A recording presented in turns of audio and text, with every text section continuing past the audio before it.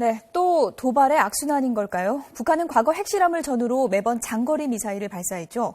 지난 2009년에는 은하 2호를 발사한 뒤에 2차 핵실험을 했고요. 그리고 지난 2012년 12월에는 사거리가 더 길어진 은하 3호를 발사한 뒤에 이듬해 2월에 3차 핵실험을 했습니다. 이후 북한은 꾸준히 미사일 성능 개량을 해왔을 가능성이 큰 것으로 보이는데요. 새 장거리 로켓은 사거리가 미국의 서부까지 도달할 수 있을 정도로 길어질 것이라는 관측이 나오고 있습니다. 김세호 기자입니다. 북한이 지난 2012년 12월 쏘아 올린 은하 3호의 사거리는 10,000km 이상으로 추정됩니다. 2009년 장거리 로켓의 사거리 6,700km와 비교했을 때 3년 반 만에 사거리를 2배 가까이 늘린 겁니다.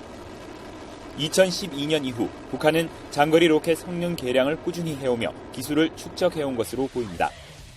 북한은 지난해 말 동창리에 있는 장거리 로켓 발사장의 발사대도 50m에서 67m로 높였습니다. 이 때문에 은하 3호보다 길이나 추진력이 훨씬 큰 로켓을 시험 발사할 수 있다는 관측이 나오고 있습니다. 장거리 로켓은 미사일 기술과 사실상 차이가 없는 만큼 사거리 10,000km가 넘으면 장거리 로켓을 미사일로 전용할 경우 미국의 서부 지역까지 타격이 가능합니다.